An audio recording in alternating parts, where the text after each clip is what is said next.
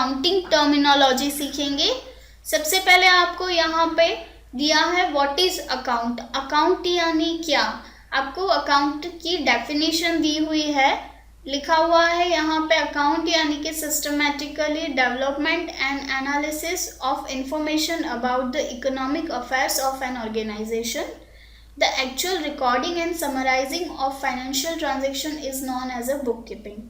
इसका मतलब ये रहता है कि बिजनेस और फर्म की सारी ट्रांजैक्शन को सिस्टमेटिकली वे में एक बुक में मेंटेन करना, जिससे हम कंपनी की सारे डिटेल जान सके और एनालाइज कर सके कि कंपनी की फाइनेंशियल पोजीशन क्या है, weather company in future profit करेगी या लॉस करेगी, या कौन सा फीचर है जो हम ऐड करके कंपनी के प्रॉफिट में इंक्रीमेंट ला सकते हैं, और इन फ्यूचर हम कंपनी के ऑडिट के लिए इस थिंग यानी कि बुक को यूज़ कर सकते हैं।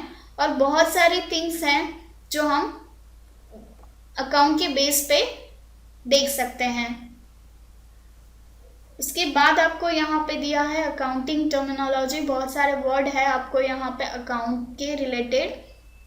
सबसे पहले आपको यहाँ पे अकाउंटिंग वर्ड्स में हम आज पढ़ेंगे कैपिटल। कैपिटल मीन्स कि कंपनी का प्रोपराइटर जब कंपनी के अंदर कैश या फिर एनी काइंड्स लाता है बिजनेस स्टार्ट करने के लिए, जिसे कहते हैं कैपिटल।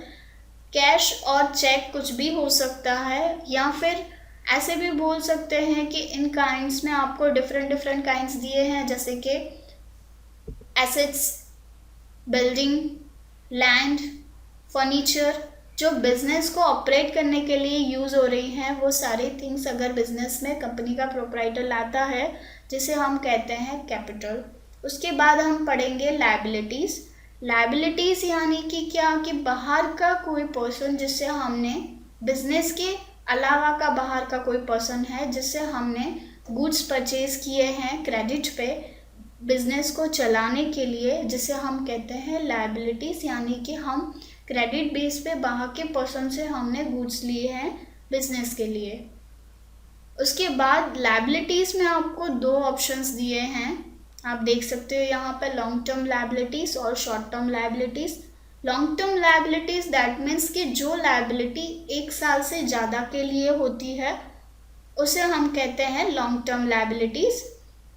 उसके बाद है short term liabilities. Short term liabilities यानी कि जो लायबिलिटीज़ 1 साल या 1 साल के कम यानी 1 साल से कम पीरियड के लिए होती हैं, उसे कहते हैं short term liabilities. Long term liabilities का हम एक एग्जाम्पल देखेंगे जो है फर्नीचर। अगर हमने किसी पर्सन के पास से यानी कि किसी वेंडर के पास से फर्नीचर परचेज किया है on a credit base for 2 years, और हमें हर महीने या फिर साल के कुछ टाइम में हमें रेंट देना रहता है, तो वो कहलाता है लॉन्ग टर्म लायबिलिटीज़। उसके बाद है short term liabilities. Short term liabilities में रहता है, यहाँ पे आपको डिफरेंट लायबिलिटीज़ दी है, जिसमें है bills payable, BOD, creditors.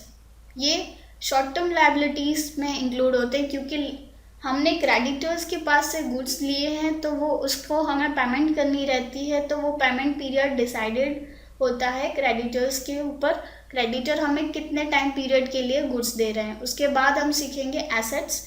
Assets यानी क्या, कि बिजनेस को कंटिन्यू करने के लिए हमें जो थिंग्स चाहिए, यानी कि जो पर्टिकुलर प्रॉपर्टी और लीगल राइट्स चाहिए, उसे कहते हैं हम एसेट्स, जो वैल्यूएबल रहती है लेकिन हम उसे सेल करने के लिए नहीं लाते, तो वो कहलाती है फिक्स्ड एसेट्स। और जो एसेट्स जो हम सेल करने के लिए प्रोड्यूस करते हैं, जिसे कहते हैं हम करंट एसेट्स। आपको यहाँ पे 2 डिफरेंट टाइप्स दिए हैं, फिक्स्ड एसेट्स और करंट एसेट्स। उसमें हम फर्स्ट पढ़ेंगे फिक्स्ड एसेट्स। फिक्स्ड एसेट्स यानी क्या, कि जो लॉन्ग टर्म एसेट्स रहती है जो बिजनेस को कैरी ऑन करने के लिए परचेज की जाती हैं, जैसे कि है लैंड, बिल्डिंग, फर्नीचर, ये सारी फिक्स्ड एसेट्स कहलाती हैं।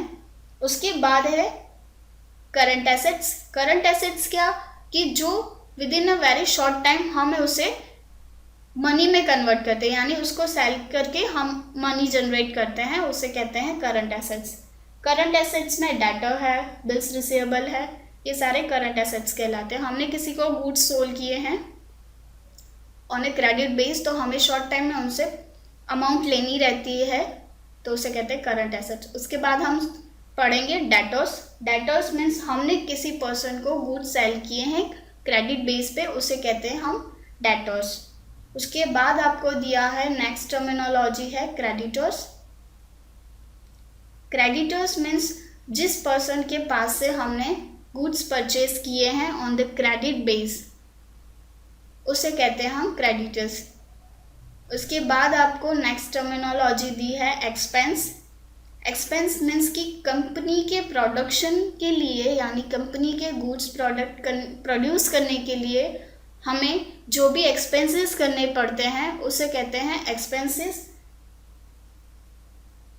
एक्सपेंसेस को डिफरेंट 4 पार्ट्स में डिवाइड किया है, direct expense, indirect expense, administrative expense और सेलिंग एक्सपेंस। उसके बाद आपको नेक्स्ट टर्मिनोलॉजी दी गई है इनकम। इनकम दैट मीन्स कि हमने जो फिनिश गुड बनाए हैं, प्रोड्यूस किए हैं, उसे सेल करने के बाद में हमें जो भी इनकम मिलती है उसमें से हम रेवेन्यू डिडक्ट करते हैं और उसके बाद जो फाइनल अमाउंट बचती है उसे हम कहते हैं इनकम। ये सारी हो गई अकाउंटिंग टर्मिनोलॉजी के कुछ वर्ड्स। बाकी के वर्ड्स हम नेक्स्ट ट्यूटोरियल में पढ़ेंगे। Thank you.